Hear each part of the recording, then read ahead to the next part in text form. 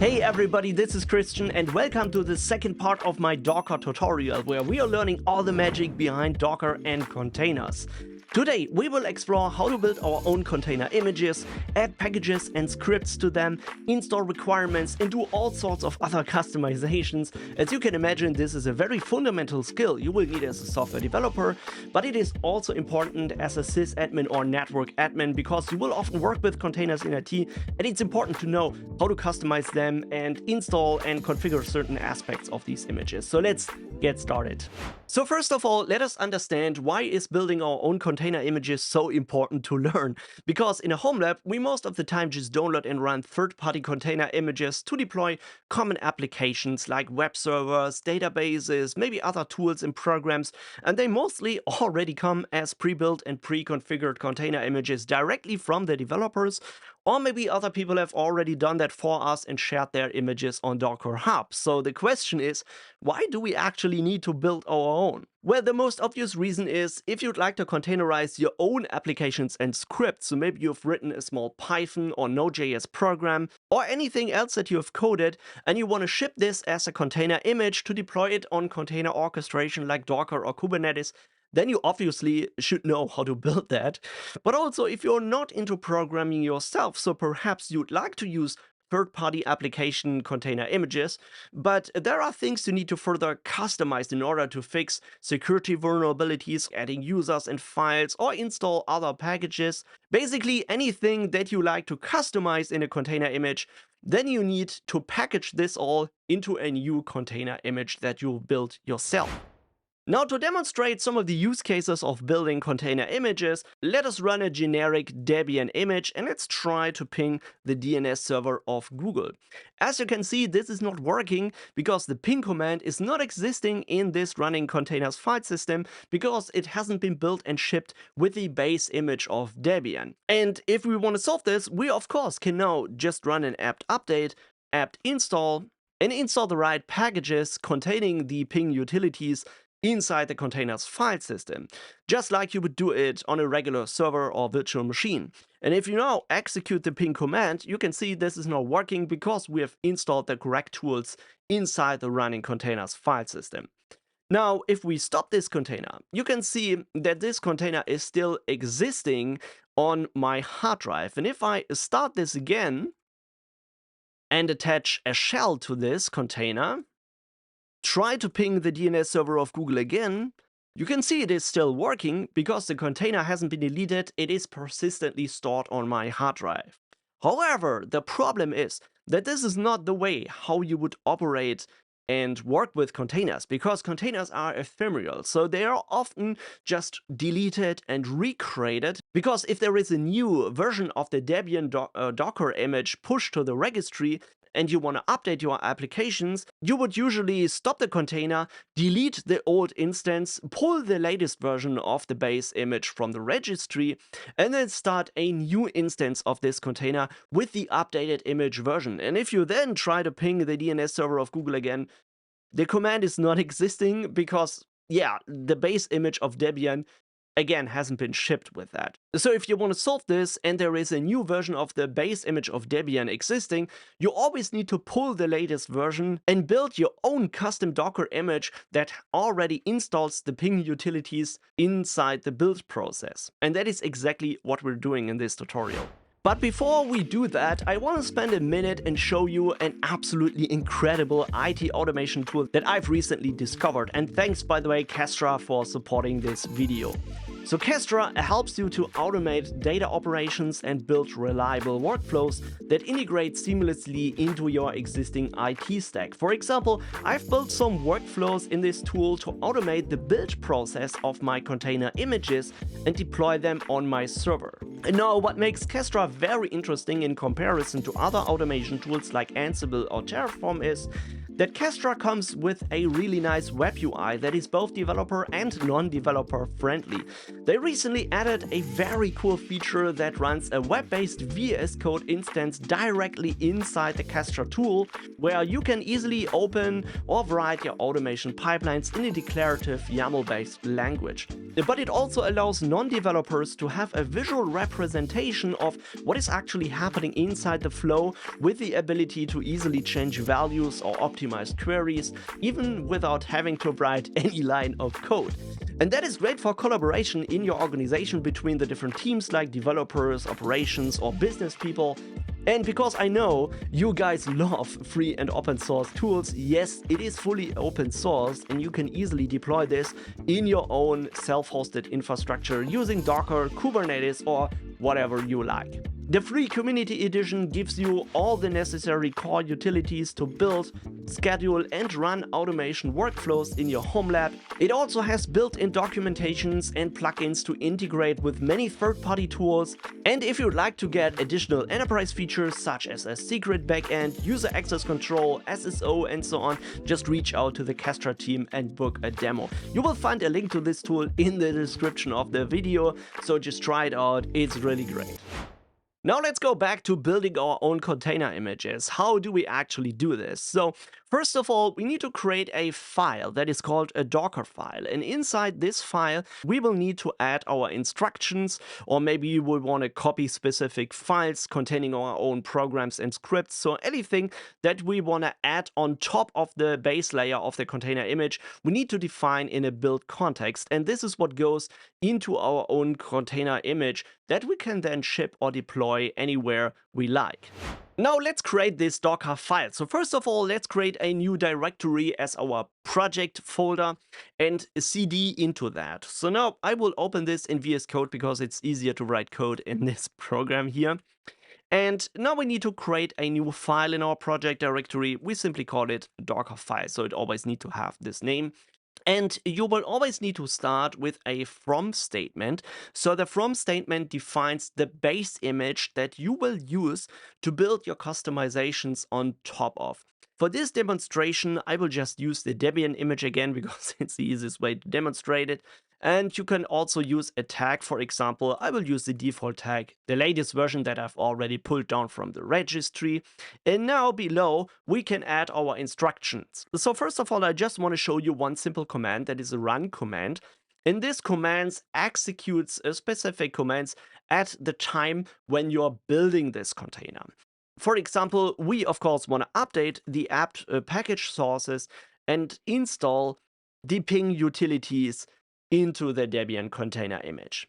So when you have this Docker file, you need to go back into the terminal and execute the docker build command. So this build command, of course, requires some arguments, at least one argument, which contains the path of your Docker project, so where the Docker file is located. But I also want to add another parameter, which is called the tag parameter. So this is optional, and this is easier to give your Docker image a name and a tag. So to distinguish the different versions from each other. For example, you can give this a tag version 0.1, then the next version would be 0.2, and so on. So this is how you can track the different versions. If you don't specify any tag, it will always use the latest tag, as you should know.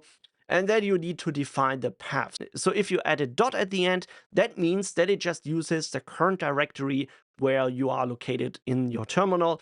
So because I am in my project directory where the Docker file is existing, I can just use a dot, hit enter, and now the Docker will create and build a new image. As you can see, it executes 2 commands here at the build process. It already finished, so you can see how fast it is. It uses the base image Debian latest and then just executed the run command that we've defined in the file, exporting this to a new image, give this a specific hash, and this is how we can identify it. Now, if we execute the Docker image ls, you can see that we now have a new Docker image on our hard drive, which is called my first container. We have one tag, the latest tag, and this is the unique identifier of that specific image version. So this is what we've just built. And if we now want to run this, we again just can run it with a simple command. I also want to open an interactive terminal. and run my first container image. Now let's hit enter. And now we have a new container instance created from our own custom image. So as you can see, this is just like the Debian base image, but because we've installed the ping utilities inside our Docker image, we can now execute the command, and this will now always work. Before we do further experimentation and adding more instructions to this Docker file, I need to explain the different types of Docker image layers, because each Docker image consists of different types of layers. The first layer is always the base image layer, and this is the foundation for any container image. It contains the underlying operating system, the runtime, the essential software packages, everything that is required for the container to run. In our example, this is created with the from statement, and the base image layer in our example comes from the Debian latest Docker image. In each instruction that we add to the Docker file creates another layer on top of this base image layer. So the next type of layers are the instruction layers, and each line in the Docker file represents a new instruction layer which are stacked. So for example, the first line, the run apt update and apt install IP utils ping package instruction. So this is one layer, and if we would add any other new instruction, this would be another layer on top of this. And those layers can be cached to further enhance the performance and build time of the Docker image. I will show you that later in a second. And the last layer would be the writable container layer. So for example, let's modify our Docker file and add another instruction.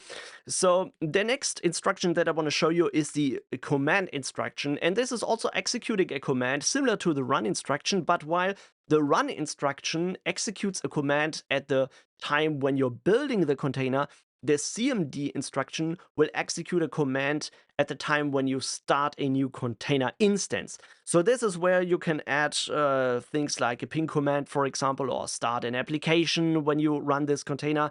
In my example, I just want to execute an echo command. And with the comma, you can separate and add specific parameters to this executable command. So for example, a hello world to print a simple hello world text when you start up this container. And if I now go back to the terminal and build the new container again, you can see that this now executed much faster than the first build command, because you can see the second command was cached. And this really reduces the build time of any new container. And now when you add an instruction in between those cached layers, you're deleting the cache of all the layers below that.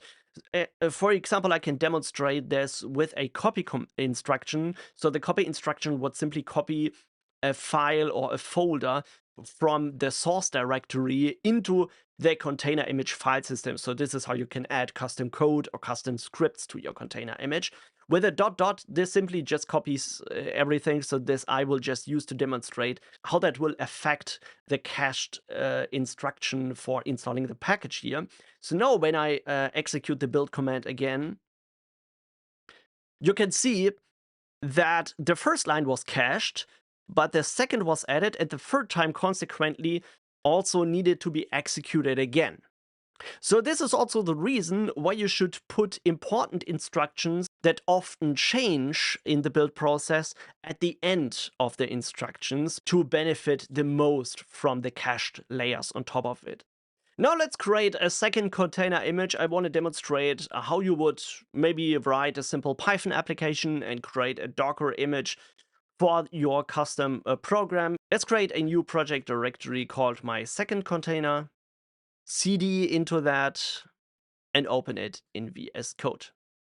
So again, we will need to create a Docker file and start with a from statement. So now if you're writing an application like a Python script or maybe a Node.js application, you might want to start by using a Debian image or an Ubuntu image and then add instructions to install the npm packages for running Node.js or the Python packages. However, what is much smarter is to use a base image that already comes with an environment for Python or Node.js or anything that you want to write. For example, if we go to the Docker Hub and search for Python, you can see that there is a Python Docker image existing. So this already comes with a lightweight Linux environment, but that also has the Python runtimes and everything already installed so that you don't need to do that yourself. And it also has different types of tags where you can see this image tag. For example, this image is based on a Debian bookworm image, on a bullseye image, or maybe on an Alpine image. And I want to build a new Python application based on an Alpine image. So let's go back to VS Code and let's start with the first instruction. This is a from statement. And we will use the Python Docker image and specify the version 3.10-Alpine. So we will use this image as our base image. And now if we want to add code or scripts or basically anything into the Docker image, I would always start with a work directory instruction. So this sets the working directory for subsequent instructions in the Docker file. So anything that is executed will be executed in that directory. And this is where I want to copy my code. So now, for any Python applications or Python scripts, you might know that you will sometimes need a requirements.txt files. So this is where you define your Python libraries in. For example, if you want to do something with web requests, you might want to use the requests library. I want to specify that in this version here, for example. So I add all my requirements and Python packages into this requirements.txt file. And of course, if I want to build my container image with my Python application, the Docker image should already install these requirements into the containers file system. So this is what we can define in the Dockerfile. So first of all, I want to run an APK update. So this is very similar to an apt update in a Debian-based Linux distro, for example. And now I want to copy with a copy instruction my requirements.txt from my source directory, so this file here, into the containers file system under the same name. And now, if I want to write a simple Python script, for example, let's add app.py, and this application should just simply print something on the terminal, hello from Python. So I'm not writing a complex program here in this tutorial. But anyway, it's enough for a short demonstration. So now let's go back into the Docker file. Of course, we also need to copy the app.py. So let's add another instruction to copy app.py. And then I want to run a command at build time of this container. And this will run a pip install on the requirements.txt. So this is basically just to install all the Python packages. And now with a cmd command, so this is what should be executed when the container is started. Of course, I want to start my application not when I'm building this container image, but when the container is started. So let's add the instruction for Python to start the app.py. And this should then execute my Python script. So very simple, but this is most of the common instructions you would define when you're packaging a Python application into a container image. Let's go now back to the terminal. You can see the files are all in that current directory. And let's build my second container. I will give it a tag latest. And let's build this. So now you can see, because I haven't pulled down the base image Python 3.10 Alpine, this is now pulling the image down.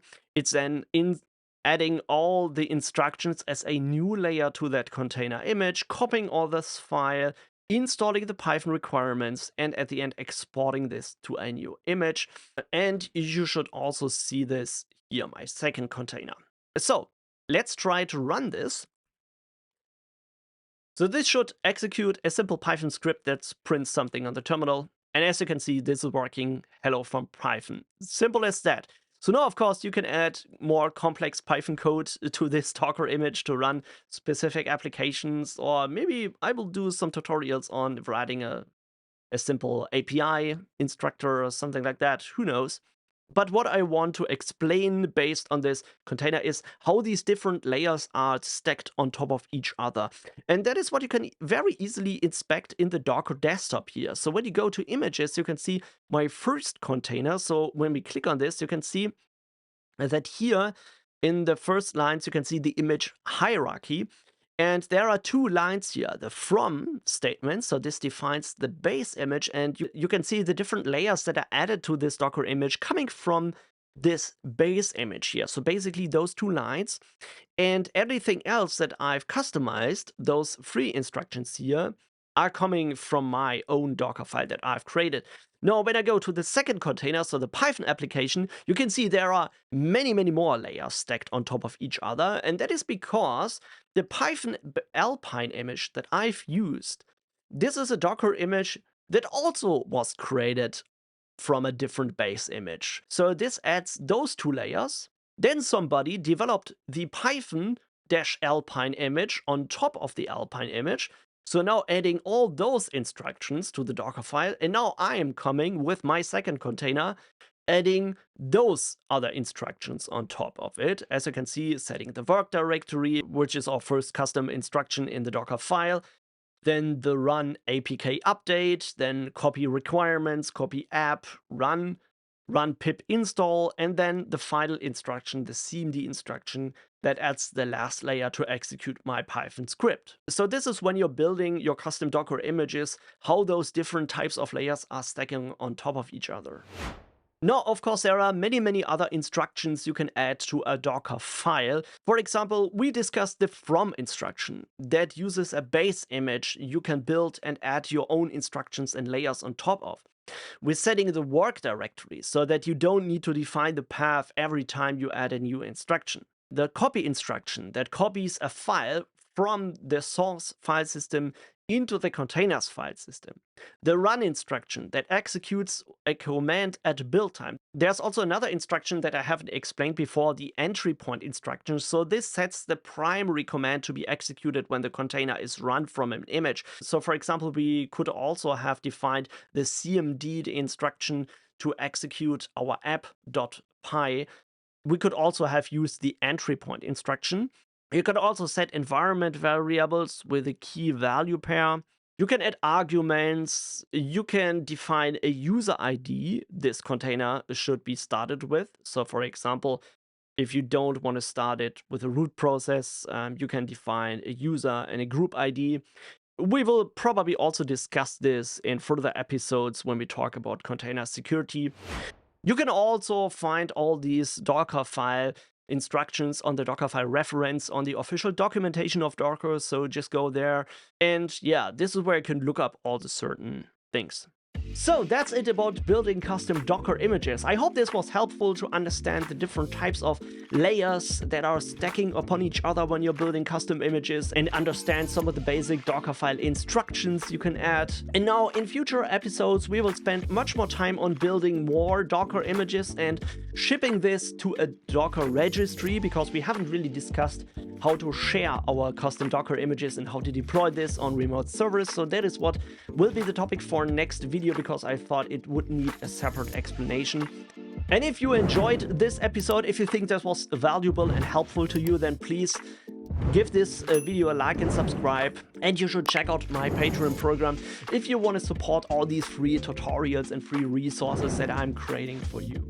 As always, thanks everybody for watching, and I will catch you in the next episode of the Docker tutorial. Take care. Bye bye.